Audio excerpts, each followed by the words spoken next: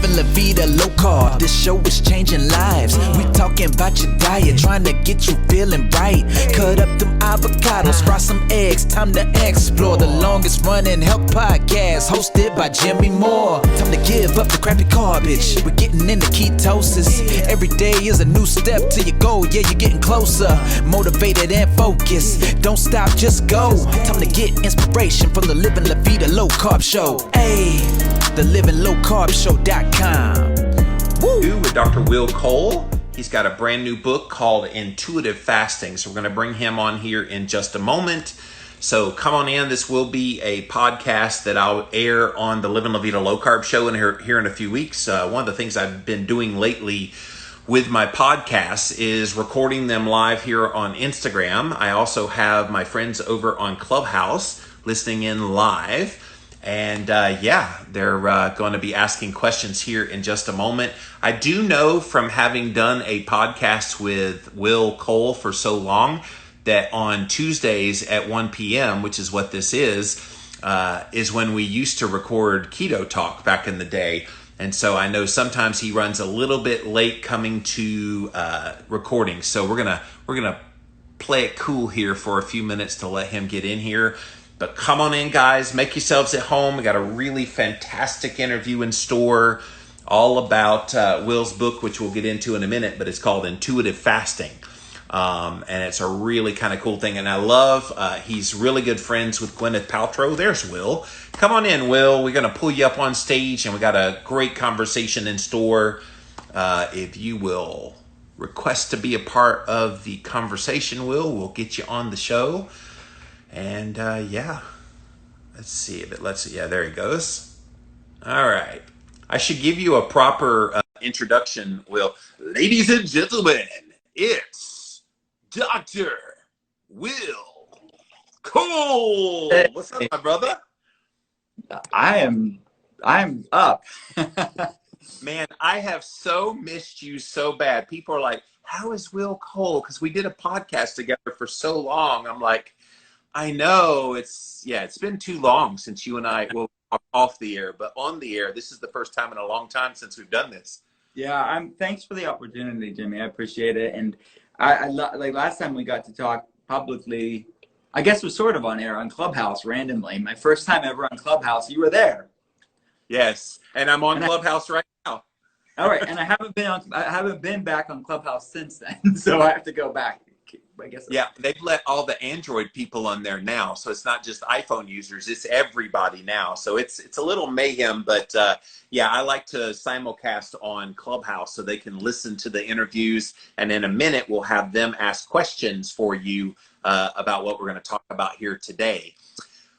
But guys, that is Dr. Will Cole. Go check him out on Instagram, Dr. Will Cole. He makes it very easy to find him, Dr. Will Cole, and then he's got a brand new book.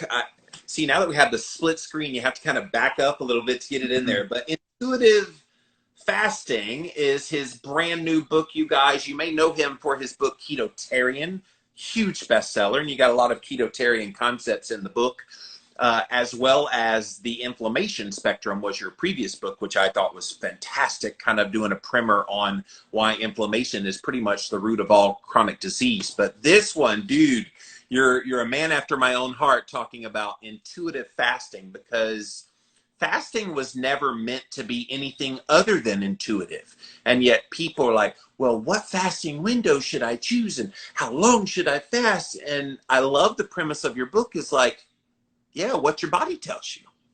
Mm-hmm. Yeah, no, I think the context around intermittent fasting can be lost. It can be lost in two different ways. Unintentionally within the biohacking community, of which I love, and it's our friends and colleagues, and I consider myself somewhat of a biohacker, and I know you are too. But the reality is, I think a lot of times that they get so caught up in the minutia and like the granular specifics, because there is so much exciting science around it, that translating clinical research into someone's real life sustainably, I think the art of intuition is lost sometimes. And it becomes sort of this arduous, very, I don't know, like it's divorced from checking in with your body. And then the other side of it, it can definitely be lost on that the pop culture, mass media, social media communities that are out there taking that biohacking data and information in a way that it's being talked about. And people think that we are advocating for disordered eating and we are restrictive and we are we are causing everybody to have eating disorders, basically. And I wanted to have this conversation of how, like you said, intermittent fasting and fasting as a whole has been used intuitively, mindfully for a long time, thousands of years, as part of the human race. And I'm just reminding us in modernity that this is actually an important part, that I think there should be an intuition and a mindfulness to both food and fasting. So, but yeah, it's a conversation about metabolic flexibility too, because the other part of the conversation is, well, it's really nice for people to say I'm an intuitive eater, or this is how they identify themselves with, and there's a whole movement of intuitive eating.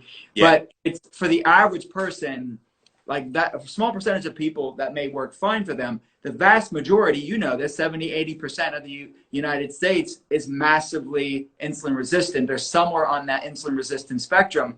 Their intuition is going to be clouded by hangriness, blood sugar volatility, chronic inflammation, insatiable cravings. So let's have an authentic conversation about intuition. But I think metabolic flexibility, at least on a physical level, has to be at least moving in the right direction to actually even to be hearing that still small voice of your intuition. So that's what the book's about.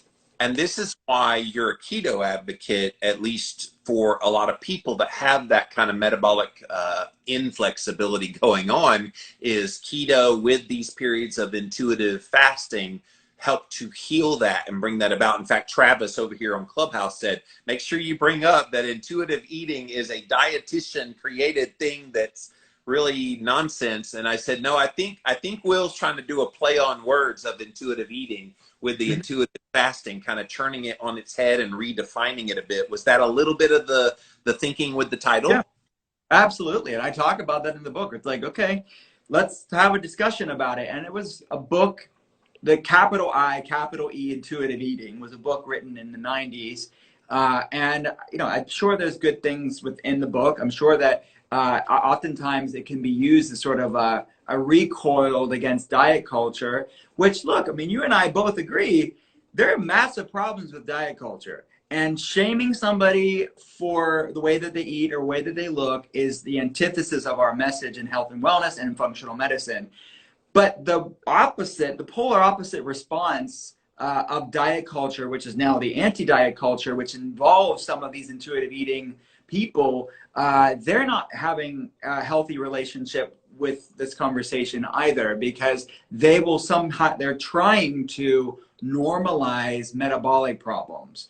And normalizing chronic foods that drive inflammation in the human body, it's just, there's no way around it. It is what it is. If something disrupts the microbiome, raises insulin resistance, and perpetuates chronic health problems in our body, we can't normalize that in the name of body positivity. So there's nothing positive about chronic metabolic problems. So I just wanted to have a functional medicine conversation about this, that there should be a grace and lightness to food and fasting, and context matters.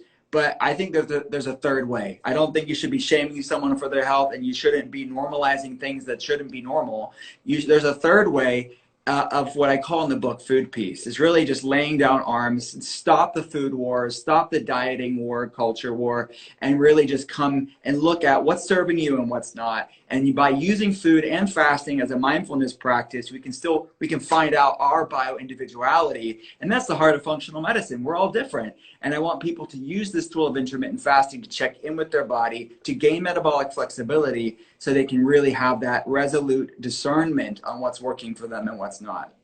And look, I remember when you released KETOTARIAN, one of your major reasons for writing that book was what you just talked about. We need to end kind of this, you can't be plant-based unless you're vegan. And you're like, oh yeah, watch this.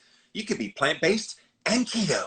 What a concept. And it was controversial in both the plant-based community and the keto community. But look what happened. It bridged two seemingly opposite communities into one. And I can kind of see you doing the same thing with this intuitive fasting. You've got people that think fasting is starving yourself and it's an eating disorder. And then you got the fasting advocates, and you're kind of like, All right, let's kind of meet in the middle. What's that middle position look like? And without any judgment from one side or the other, which, by the way, our country, our world right now could use a lot of this philosophy as well. Bring it together, kind of find that middle ground where we have consensus.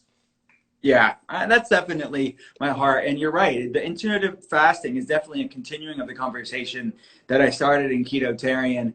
And it's paradoxical on purpose. And I think that that fasting will be intuitive when someone has metabolic flexibility. Eating will be more mindful when you have metabolic flexibility. And it doesn't have to be either or. It can be both and. And I know in our reductionist clickbait society, we think it has to be either or. The truth is oftentimes somewhere in the middle, and the context matters around this conversation. And there's a wonderful, amazing, exciting science around intermittent fasting. And when it's done with the right context, with the right intention, and done in the right way for your body, it is anything but punitive and starving and restrictive. And people just need to get their facts straight. And that's what I wanted to bring, this sort of heart and mindfulness conversation around intermittent fasting, because I think that the roots of intermittent fasting and fasting as a whole is really beautiful and a time of pause. And I think in our culture, we're always go, go, go, go. We're constantly consuming information on social media with this endless scrolling of FOMO-inducing content, and we're endlessly distracting ourselves with other types of media or with food. We're constantly eating and snacking. So it's just like intermittent fasting is like this beautiful on a micro level, this pause that I think humanity is yearning for, and they don't even know it. Many people don't even know it. And I think when you hear what's come out over the past year with the pandemic, it's like it's like, obviously it's horribly sad, but you heard so many people over this past year say, wow, it was really nice to slow down. Like the silver lining was, at least I got to spend more time with my family and prioritize things that really mattered.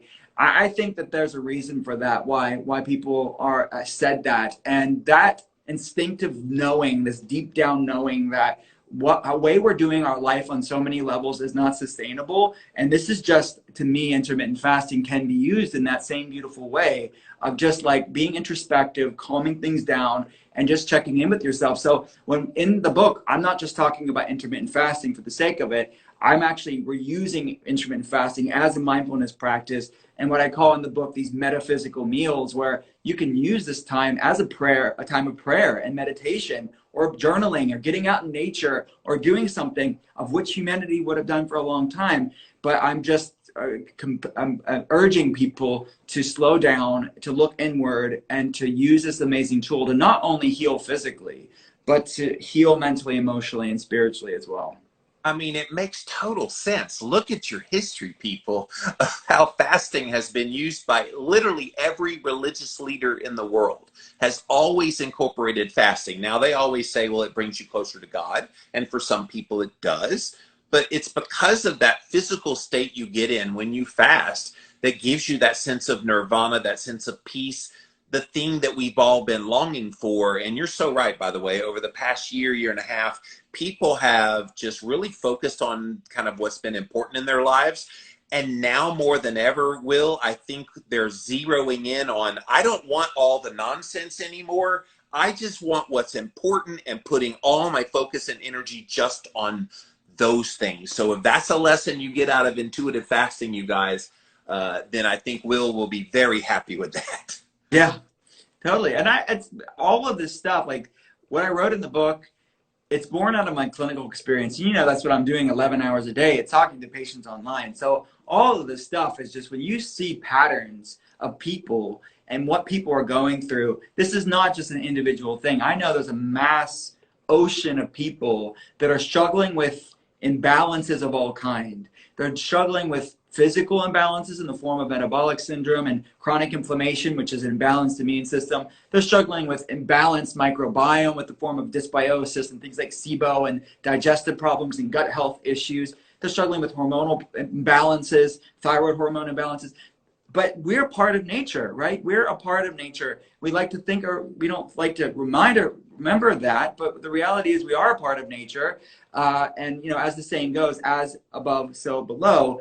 what's happening in the world on all levels, environmentally, but also geopolitically, and also on people's health. There's sort of a physiological climate change going on in the form of chronic inflammation, but there's also that spiritual, I think, mental, emotional imbalance that's going on. The rampant levels of anxiety and depression and fatigue and people with other emotional disturbances going on. That's part of that collective imbalance.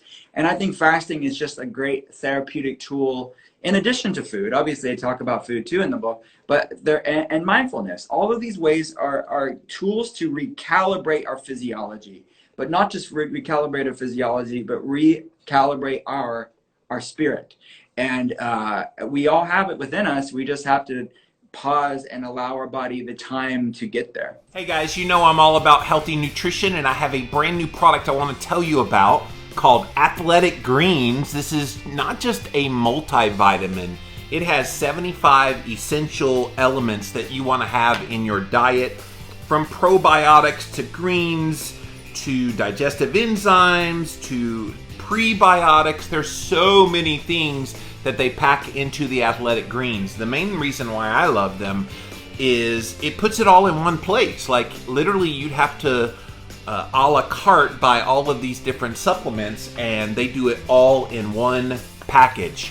So if you go to athleticgreens.com/Jimmy, and you can get a special discount if you go there, and the discount is you get a free 1-year supply of their vitamin D as well as some of their travel packs.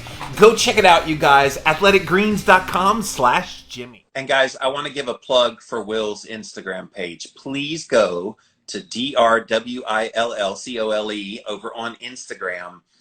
You write some of the most thought-provoking things, and I know, yes, fasting, everybody thinks about food, but fasting from toxic relationships, fasting from what we're on right now on Instagram recording live, fasting from social media, fasting from the things that aren't serving you well in your life provides just as much health benefit as fasting from the food.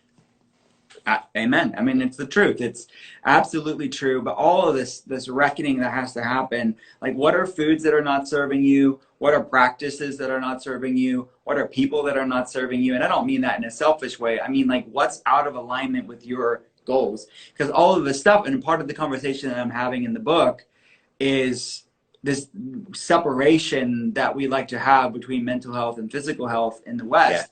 But mental health is physical health. Our brain is part body, and we have to look at all of this stuff and not just relegate brain health issues, anxiety, depression, or worry, dread, loneliness as like just separate things, because those things will impact your physiology. They will raise inflammation levels up. They will impact your gut microbiome, impact your immune system. But conversely, there's things going on in people's body like chronic inflammation and gut issues and hormonal imbalances that will impact your mental health.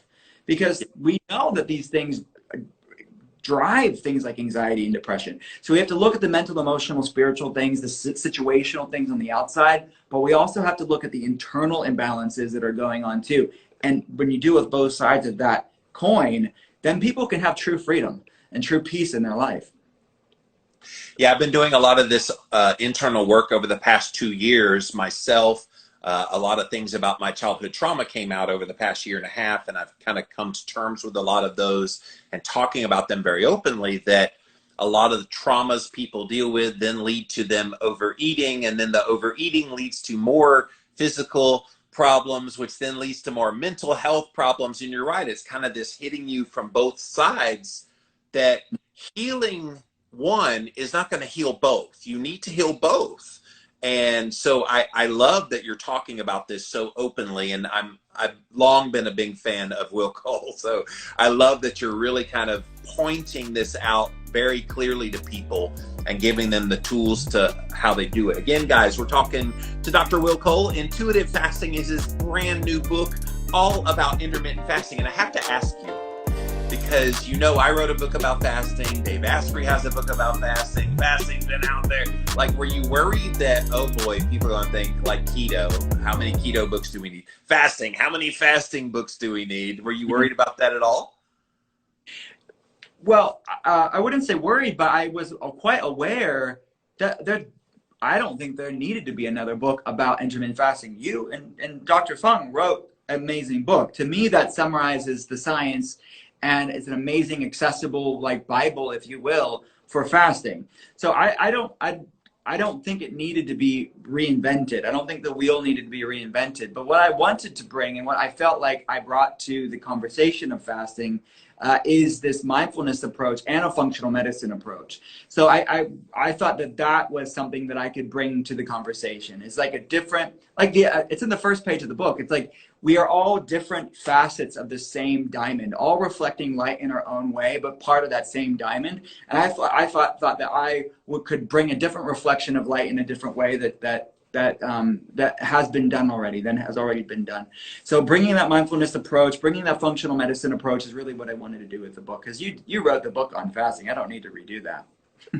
Well, and thank you, by the way. And so, yeah, I think KETOTARIAN opened the door for you to reach a whole new audience that never found the complete guide to fasting, quite frankly. And so the fact that you wanted to reach that audience of people, I see you're up over 200,000 people follow you now on Instagram. Like, you've got quite the following. From the first time you and I talked on Keto Talk many years ago, you've grown a little bit. So it's amazing watching your career and how you're using this platform that you've been given and that you've, nurtured and created. Good job, by the way.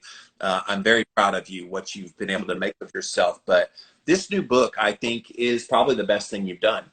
Even though you'll be most known for KETOTARIAN for the rest of your life, this one has a lot of really good principles, and it is a 4-week plan based on your KETOTARIAN style. I want to go over, though, what the 4-week flexible fasting plan is, because I think this will be really interesting for people. So would you mind going over the different weeks?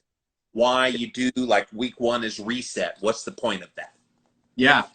So the protocol in the book is born, again, out of me consulting patients online and really seeing just different tools and knowing the research around it, and obviously co-hosting Keto Talk for 3 years. We heard just about every question under the sun out there, both on a podcast level, but at a clinical level too. So I really wanted to hone it in as a writer, not just a clinician. I know as a writer, I'm not there to clinically monitor them in the same way. So you have to have it translated in a way that the person can do it on their own and they're not necessarily a patient. So the analogy that I use in the book is this proverbial yoga class for your metabolism. Is when someone's metabolically inflexible, it's like someone being on a musculoskeletal side being inflexible. So that they go to yoga and they've never done yoga before, their hamstrings are tight, their core is weak, they're going to go to yoga, and yoga is going to be the most unnatural, probably restrictive, miserable experience they've ever done in their life. And they could complain and they could say, yoga's not for me, yoga's for somebody else. Namaste in bed. It's not yoga's fault, it's your inflexibility. Right. And the reality is, and I have the tightest hamstrings under the sun, so I'm speaking to myself here. But the reality is you have to gain flexibility to get good at yoga. You have to gain the art of yoga to gain flexibility, but also on the mindfulness side of it, yoga is a mindfulness practice and a meditation. So you actually learn the practice of yoga and the art of yoga as you gain not just physical flexibility, but a rootedness in your body and more of a mindful awareness. The same principle applies to intuitive fasting. So I want people to start off with that sort of beginner yoga class in the form of that time compressed feeding of 12-12, which in the fasting world is not very sexy. But in the average person of getting used to metabolic flexibility, pairing a clean ketogenic diet like KETOTARIAN is with sort of a Mediterranean, plant-forward, ketogenic way of eating, 12-12 plus a KETOTARIAN approach starts to gain that metabolic flexibility, starts to get that log in the fire of being fat adapted, leaning into it gently. But it's not pushing them too fast too soon, which many people, if they go to that advanced yoga class and never done yoga in their life, that's not going to be good. You could, you would be miserable. So what I'm doing. The first time I did a Pilates class, only doing yoga before that, I went to a Pilates class because I heard it was like yoga. Oh, hard. Murder. Were you on the reformer or like on the What? ground? Were you on the reformer machine with like the? I'm trying to remember. No, it was one of those like really sped up kind of Uh, Pilates ground, what? but it was like it was yoga, but I actually had to like work because yoga usually is like mindfulness and you Yeah. know So this. hour vinyasa. Yeah. Yeah. So Tough. It's tough. So then what I'm doing with the protocol is we're starting there and then doing these vacillating, ebbing and flowing, expanding and contracting, eating and fasting windows. So think of it, expanding and contracting with eating and fasting windows starts to, like that yoga class, gain flexibility on a metabolic level. You could become less of just a sugar burner, but then become more of a fat and a sugar burner. That's what metabolic flexibility is. That starts to lower that inflammation, all the benefits of ketosis. Because that's, I mean, ketogenic diet in many ways is fasting mimicking. So I'm pairing a clean ketogenic diet that is cyclical ketogenic diet with intermittent fasting windows to gain metabolic flexibility, which is that fertile foundation for authentic mindful eating and intuitive fasting. So fasting will not be intuitive when you first start. That's the point of the book. So when people see that, and it was a trigger word for some people that are addicted to being triggered, but that's a different conversation. But the reality is that once you gain metabolic flexibility, fasting and eating will be more mindful. That's just the heart of anybody in the ketogenic world that's been at this for a long time will tell you that it's the case for them. As they gain metabolic flexibility, they have a deep awareness and discernment on what their body loves and what their body doesn't love. And I want that same food peace and freedom for everybody. And this is one tool to get there.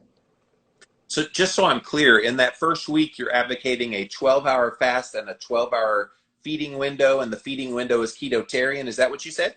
Yeah, so 7 a.m. to 7 p.m., 8 a.m. to 8 p.m. Wow. You're just not, you're allowing a couple of hours. Yeah. You eat dinner before you're fasting through the night until you break the fast at breakfast. So I that's think what we're. wonderful because people are already kind of doing that anyway. Because unless you just sleep like crap, you're going to get at least 7 or 8 hours of sleep. So that's most of the fasting window there that first week. And I love it too because you're applying the ketogenic principles. And we know it can take a little while to get keto adapted. But for most people, like you said, it's kind of mimicking the effects of fasting while feeding. So you're kind of giving their body a priming, so to speak, in that first week. Thus, the word reset. That it's a great. Yeah, that. So I call that the 4 weeks are reset, recharge, renew, and rebalance. So they're based off of the science of what we're trying to do. So body reset was just mainly resetting, like getting a baseline here with the 12-12 with a clean ketogenic diet with no clean carb cycling at all. So it's a reset, but it's also, like I talk about in that chapter, it's also a gut reset where the gut microbiome has this circadian rhythm. We have sort of these different colonies of bacteria that are higher in the morning, some are higher in the evening, and this sort of wave-like circadian rhythm of bacteria is disrupted many times because people are eating late and they are eating foods that are disruptive to the microbiome, and they're always snacking in between meals. So it's getting a disruption to the gut microbiome, which is 75% of the immune system. You know this, but it's disruptive not just for people's digestion, but it's impacting inflammation levels, their metabolism, brain health, and I could go on and on. So the 12-12 is a great way to allow your gut microbiome reset to happen as well. Yeah, and again, I think that's wonderful. And before we go to the next week of the 4 weeks, you did mention in chapter 4 about how a high-fat diet with fasting is kind of the ultimate duo. And I know from my own extended fasting that I do, which I know you don't promote extended fasting in the book. You're not anti-extended fasting, but it's not the focus of what you talked about. But one of the things that helps me when I start an extended fast is doing just that, bumping up the fat, making sure that I'm sufficient in protein, but then getting enough fat so that those first couple of days, which can tend to be hard, aren't as hard. Is that kind of the concept of what you're doing, kind of trying to get people into that high fat state so they get used to it, their body gets used to making ketones, the body is satiated and nourished and has all the nutrients it needs so that when you do fast, it isn't a freak out show? Totally. Yeah. So on a nutrient density level, it's really supporting the fast. You're eating very nutrient dense, clean, filling, nourishing foods. It's very satiating, which will make your fast a lot easier as well. But also, obviously, it's supporting that ketosis. So that's going to help on so many different levels to make the fast more effective. And obviously, you and I would never recommend and advocate someone to fast their way out of a poor diet. I mean, there's just that could turn into disordered eating with somebody just flippantly just like binging and then like not eating. That's not what we're talking about here. Nor are we talking about chronic caloric restriction. People like to conflate that as well. We're eating delicious food, eating until satiety within the eating window. So we're not restricting calories either. We used to get questions on Keto Talk right after the holidays, and people be like, so should I go keto and then try fasting, or should I fast my way into ketosis? I'm like, well, one is very painful and the other one's smart. So food. Sure. Well, let's go on to week 2, which is chapter 6, the recharge. So you've done this week of 12-12. You got used to fasting a very short amount of time, which 12 hours is short because it's basically an overnight fast, and then a little bit when you wake up in the morning. KETOTARIAN for the 12 hours. What does the second week of recharge look like? It's the metabolic recharge week. So we went from body reset to metabolic recharge. That is a 14 to 18 hour window. So there, I still wanted to give people an intuitive window because we know that, you know, some people could go right into the 18 hour and be fine. But some people want to maybe lean into that over that course of that week, maybe a 14, then a 16, then an 18 over the course of the week. They have a whole week to play around with that 14 to 18 hour window. But I want them to at least try one 18 hour time compressed feeding window within the metabolic recharge week 2. So that's still ketotarian foods. You're complementing that fast with these really clean ketogenic foods. If you use 18 hour fast as an example, 6 hour eating window, you could do 12 to 6 p.m. or 11 to 5 p.m., something like that. You can move it around to work with your schedule, and that's what we're doing with week 2. We're working on, hence its name, all the cardiometabolic benefits and supporting those within time compressed feeding with the ketogenic diet. So we're lowering insulin resistance, supporting that. We're lowering inflammation levels. We're really working on liver health and insulin receptor site sensitivity and supporting that over the course of the week. Obviously, it's going to take a lot longer than a week, but we're really working on that as being our intention for the week and building on that, because we're not stopping this after the 4 weeks. We're using this as a template to use for the rest of our lives. So I'm educating people on the benefits of this in week 2. Somebody on Instagram has a really great question going along with what we were just talking about. I usually aim for 18 hours, but certain days I really struggle to even get to 14 hours. What's driving this? And let me take a stab at it to see what I think you'll say. It could be that they're not nourishing their body with enough nutrients and or enough nutrition when they are eating, so they can't quite make it that full 18 hours. Is that what's going on, Will? Could definitely be, yeah. So make sure, like we had just said, to make sure that you are eating enough food within your eating window. Make sure you're eating until satiety within your eating window. So even using it as an educational tool, sometimes people, especially when they change the foods that they eat and they're new to it, they don't realize how they're just not eating enough of the foods. So maybe try a chronometer diet tracking app or a keto diet tracking app, something like that, to check in with your macros and check in with your calories and make sure you're eating enough food. So you don't have to keep doing that, but just as an educational tool to see if you're kind of within the zone or not, like if you're doing enough eating or not. But yeah, that could definitely be part of it. But meet your body where it's at. If you are at 14, be consistent with the 14 and build up for it. And that, I even say that in the book, where it's like, if I'm putting that in 4 weeks, but if somebody does week 1 and they're like, dang, I don't know if I can go to week 2, repeat week 1. That's all right. That's the intuitive part of this. I want you to constantly be using food and fasting as a mindfulness practice. And if you need to go a little bit longer and make week 1 2 weeks, lean into week 2. That's fine. And same with week 2 and week 3 and week 4. You can self-pace yourself.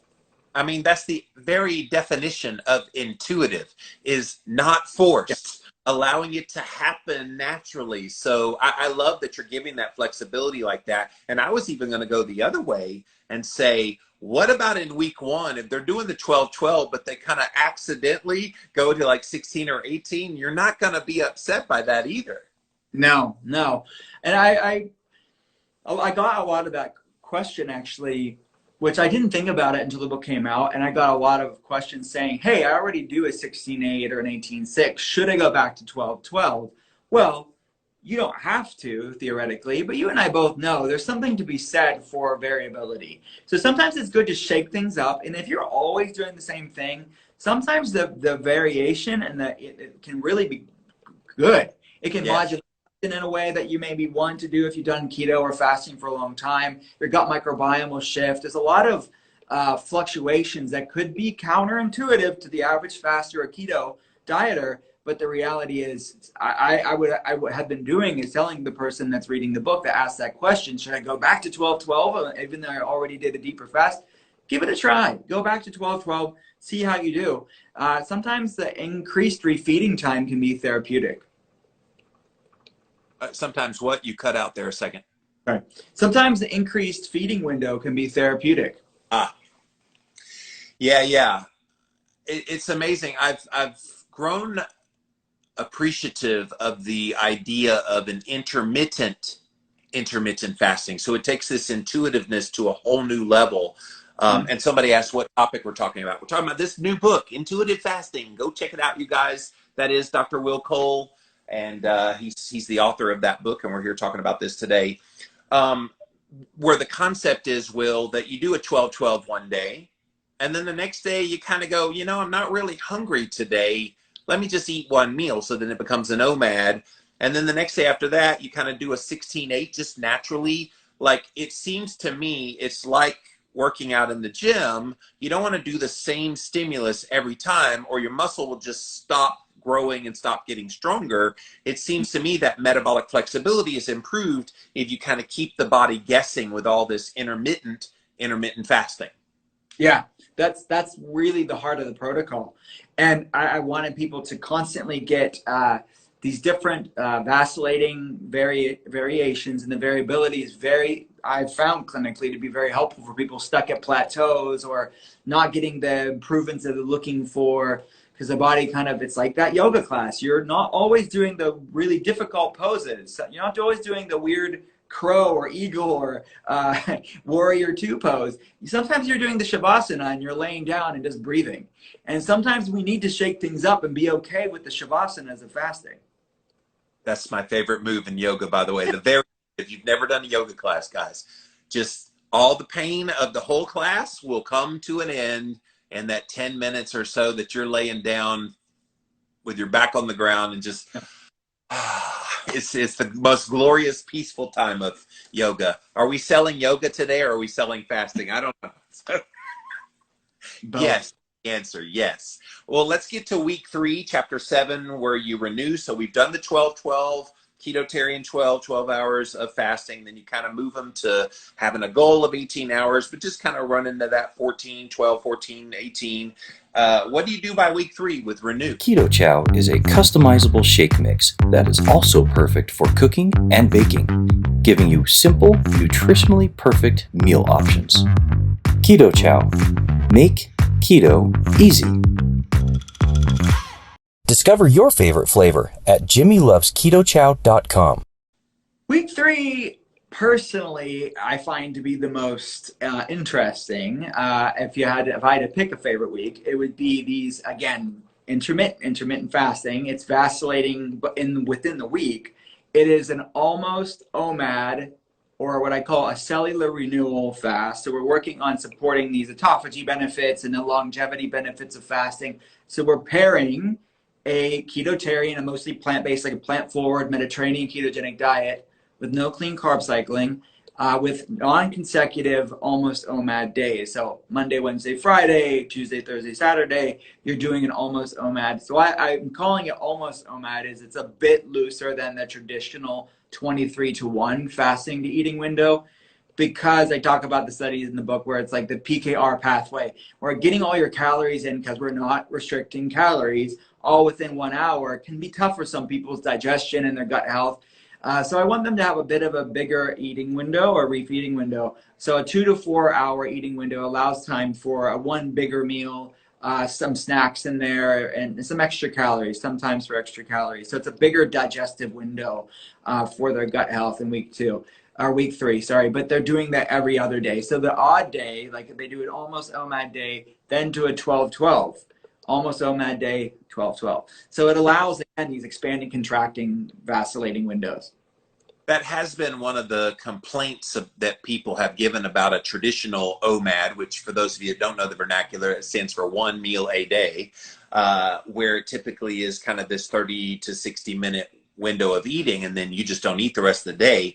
One of the complaints is, how do you get in enough calories in that short amount of time? So I love the almost OMAD. It almost becomes this, 21 or 22, 3-2, kind of, it's interesting. I love that concept that you give them that ability, that snack that might push them up enough in calories, because the last thing you want to do is, like you said, when in your eating window, under eating, and then you struggle in the fast.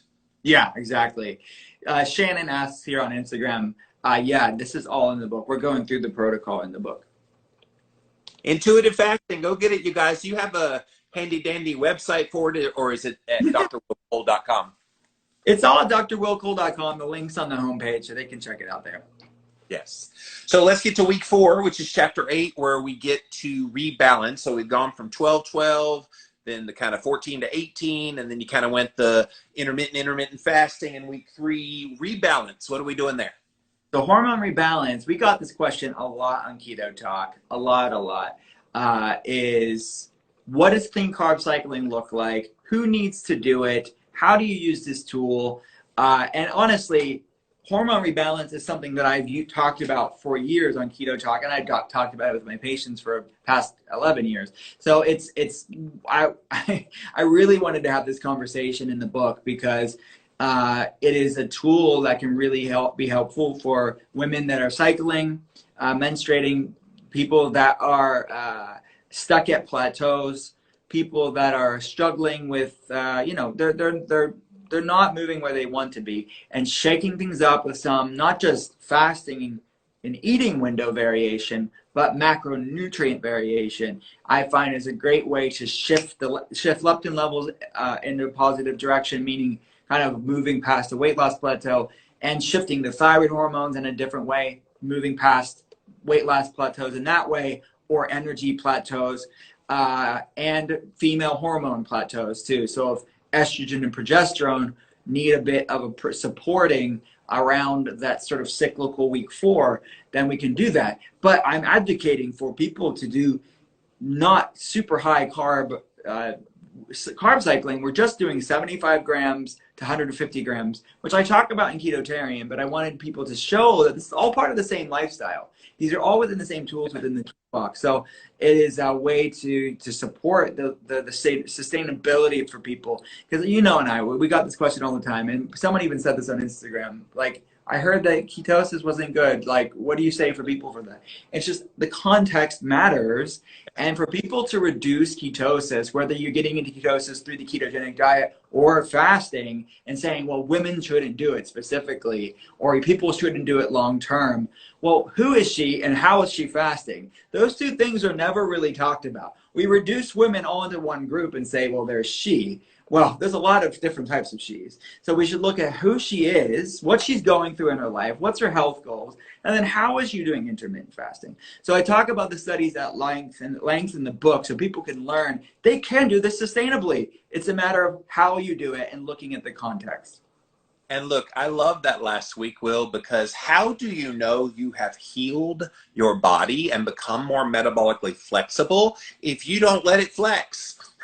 You kind of have to lift a weight to know how much you can lift. Like, think about it that way, you guys, that if you've built muscle enough that you can bench press 100 pounds or 200 pounds or whatever, and you don't know that you can until you do that deed. So I see that carb cycling as a way of testing how is that metabolic flexibility going. Yeah. It's not anti-keto, it's just how well has keto done to heal me.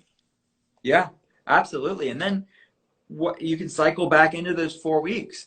Or like I mentioned, maybe after 2 cycles of the 4-week protocol in the book, what I really want you to do is evolve that protocol intuitively to suit your bio individuality. So that's what it really ends up is you've experimented and used fasting and food as a mindfulness practice over 4 weeks. You've gained metabolic flexibility, which means hangriness is improved, blood sugar balance is improved, insatiable cravings are abated. You'll have more of a discernment and awareness on what works for you or not. So you'll be able to have the confidence on a physical level to evolve these principles to a way intuitively that works for you long term. But you also will have on a mental, emotional, spiritual level learned about your body too, to evolve the protocol intuitively. So that's what it is. It's a practice, just like that yoga class, to then after a while, it will become your own practice. It's not going to be my 4-week protocol in the book. Yeah. By the way, guys, in case you're wondering, yes, there are recipes in the book, so you'll love that. And if you're a fan of KETOTARIAN, it just continues on some of the same style of recipes. I do want to come over here to Clubhouse now, Will, to see if anybody has a question. So if you're listening live here on Clubhouse, raise your hand. We will pull you up on stage and let you ask your question. So anybody that wants to ask a question, come on up, you guys. Ask away. But yes, Will, I think this is one of the best things you've done so far. I've said that every time you've written a book, but you just get better and better. So like you've become a madman writing books. I thought I was a madman writing 7 in 7 years, but this is third in what, 4 years? Yeah, I'm no Jimmy Moore, but oh, I can't do one a year. No way. Jimmy was crazy. Well, I don't have a burgeoning functional medicine practice and all the speaking things with Gwyneth Paltrow, which, by the way, his friend Gwyneth Paltrow, we're going to name drop. She wrote the foreword to it, and you had Mark Hyman, Dave Perlmutter, Josh Axe, Jason Fung, Elle McPherson. Lots of people write nice things. Jimmy Moore. What's that? Jimmy Moore. You wrote a blurb in the book. It's in there somewhere. Yes. So thank you. It's in the first page. Oh, is it the first page? First or second page. I didn't even read it, see where the things were. I did write you one. I just didn't remember if it went in, but. Oh, yeah, it's in there. I'll find it after the show. But, yeah, man, good job with this book. When I first heard you were writing a fasting book, I'm like, all right, what angle is he going to say that I didn't handle in my own book? But you did. You brought a different angle. I love the protocol. I love how you're trying to make people not be so intimidated by fasting. Because quite frankly, the complete guide to fasting can be intimidating for some people. Like some of the things that we put in our book, I'm like, okay, yeah, it can be intimidating. You're kind of the gentler, softer side of fasting. I love it. Yeah. Oh, we have a question over on Clubhouse. What you got for us, Ada? Yes. Hi, Dr. Cole. Quick question. What is your recommendation for those that do want to start practicing fasting, but I professionally wouldn't recommend it because they're already coming from a severe caloric deficit? They struggle to even get 700 to 800 to 900 calories in. So I often just tell them if they can just push that and then just do more of an extended fast. But then again, at the end of the day, what I really want is to reestablish that appetite. So, more frequent eating is typically the way to do that. Well, one of the ways to do that. How would you handle that? Excuse me. Did you understand the question, Will?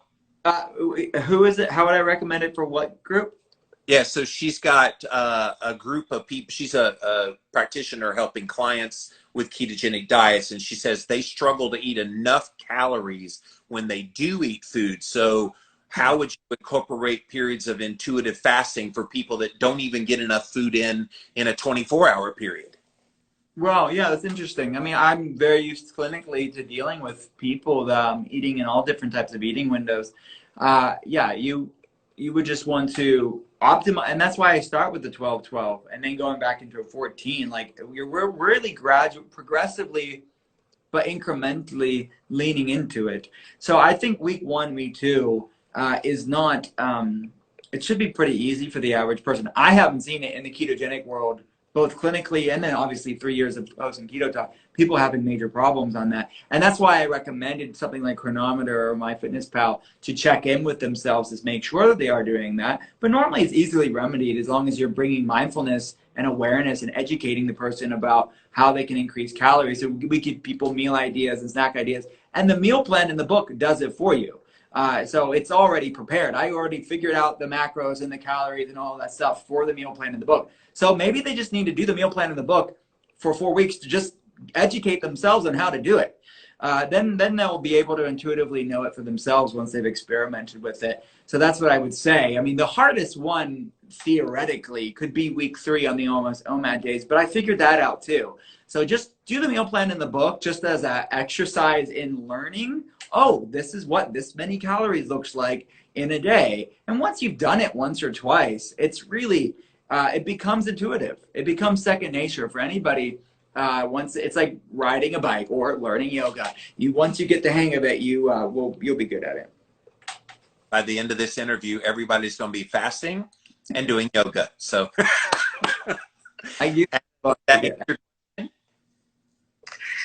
Yeah, so in terms of food choices, your recommendations to actually add calories to the meals. I typically just say, add fats because fat, of course, brings a more caloric number. So, and then it doesn't particularly add volume to the plate. So it's easier to do. But then when I'm trying to recomp, and I'm trying to, once there has that threshold, I want to reduce the fats a little bit. What would be your recommendation for that in terms of having a nice caloric dense plate without adding too much fat? So what foods, Will, are you recommending to try to get their calories up? I mean, I think, well, too much fat, I think that has to be looked at. Like, what is too much fat? I mean, it depends on the person. But I think oils, if you're talking about that as fats, that is a great way to get calories up. So olive oil, avocado oil, avocados, these coconut cream, coconut milk, olives, all of these are ways to get calories quite up. They're quite nutrient dense as far as that's, and calorically dense as well. Wild caught fish, fatty fish is another great way to get that up. And yeah, so those are some ideas. But I mean, again, there's a whole variety of recipe ideas for people to look into the book if you want to get the book just as reference point, maybe for your clients to show what that looks like. There's a massive food list and resources in there with all of the appropriate caloric amounts in there. Thank you, Ada, for that question.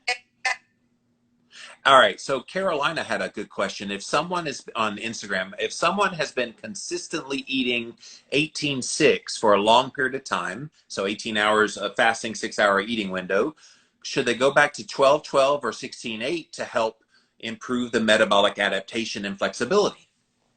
Yeah, that's kind of what I referenced that. I got that question a lot since the book came out. Look, it depends on how far you're into your journey. I think that I would like to say that your intuition trumps all of this. So really checking in with your body and seeing, some people have told me since reading the book, they're like, hey, Dr. Will, I know you said to go back to 12-12, but I really don't feel as good on 12-12 as I do in 16-8. That's okay. That's part of the intuition part that I want you to check in your body. You just know that for yourself. Many people don't know that about their bodies yet. So if you're already there and you know that enough about yourself to know that you do better with 16-8 over 12-12, then still, that's the point of intuitive fasting. It's to gain awareness, mindful awareness about your food and fasting. But there are many people that are doing intermittent fasting that don't know if it's serving them or not. And sometimes it's good to shake things up, go to 12-12 for a week, and then lean back into it. The variation can be quite therapeutic to help on many different levels. So before I let you out of here, and thank you, this has been a wonderful conversation. I know you didn't address extended fasting intuitively in the book because it's hard enough to get people to intermittent fast, much less to talk about 3 days of fasting. But is there room for those of us that are more advanced fasters to apply principles of intuitive fasting for, say, a 72-hour fast to get the autophagy and growth hormone and other benefits? Absolutely, yeah. So I obviously am a fan for people doing extended fasts, and if so, I wanted people to kind of get these principles down, and from there they can lean into bigger fasts. And there's definitely a healing place for that, even on a spiritual level. There's great ways to do that on such an exponentially deeper level, actually, by doing that. So that's obviously not the. I was really studying and educating people about time restricted feeding or time compressed feeding, that sort of subset of fasting. But without a doubt, fasting has been used for, like, long extended fasting has been used intuitively more than intuitive fasting has. So that is something that people can definitely explore and use the principles in the book and use the recipe in the book when you break the fast. Yes, hunter-gatherers, they know all about fasting for days, maybe weeks, and then getting a big animal kill, gorging themselves on that, and then letting that sustain them naturally, intuitively, until they go and get the next animal kill. If they ran out of energy in the midst of that fasting, they would have died off as a species. We would not be here today if our early ancestors couldn't go long periods of time very naturally without eating. Yeah, well said. So guys, again, that's Dr. Will Cole. Go check him out Instagram at Dr. Will Cole. He has a brand new book, Intuitive Fasting. Go check this out, you guys, drwillcole.com, and you can check out all the information about it there. It's, of course, on Amazon, wherever you get your books. Did you read the audiobook to this one? Yeah, I did. Yay! No, I didn't. I didn't do it for KETOTARIAN, and you and everybody, a lot of other people told me that, like, hey, you should do that. The publishers didn't, for whatever reason. It was like a time crunch thing. Yeah. But with Inflammation Spectrum, I read the audiobook, and same with this book too. I had fun. And Gwyneth Paltrow read the foreword of the book, which is sweet of her. Nice. Yeah. I mean, are you still podcasting? I know you were talking about doing another podcast of your own. Yeah. So I did. I launched it. I batch recorded because with patients, it's just easier to batch record it. But yeah, it's called The Art of Being Well. So it's on iTunes or Apple Podcasts, Spotify.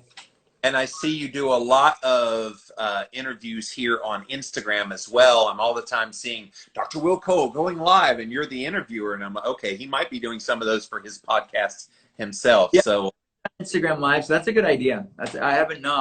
The Instagram Lives are just for Instagram, but this is what I'm doing, dude. I'm recording it here, so it's for all my Instagrammers, my Clubhousers, but then I'm going to repurpose it onto the Living La Vida Low Carb show.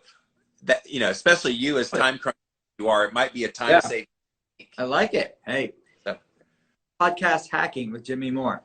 Yes, dude. I have missed talking to you. You and I, we commiserated weekly for over 3 years. So long time no see. Let's don't be strangers so long. Likewise. Get inspiration from the Living La Vida Low Carb Show. Hey, the livinglowcarbshow.com. You guys tried the Paleo Valley beef sticks? These beef sticks are 100% grass-fed and grass-finished. And many of the grass-fed beef sticks on the market today are actually finished with grains. They use beef sourced from small domestic farms in the United States. They only use real organic spices to flavor the beef sticks versus all the conventional spices sprayed with pesticides and other natural flavors from GMO. They also ferment the sticks, which creates naturally occurring probiotics, all great for your gut health. And best of all, they taste amazing. Again, they're Paleo Valley, my favorite beef stick on the market today. Go check them out, you guys. PaleoValley.com. Use the coupon code Jimmy at checkout for 15% off your first order. Paleo Valley beef sticks.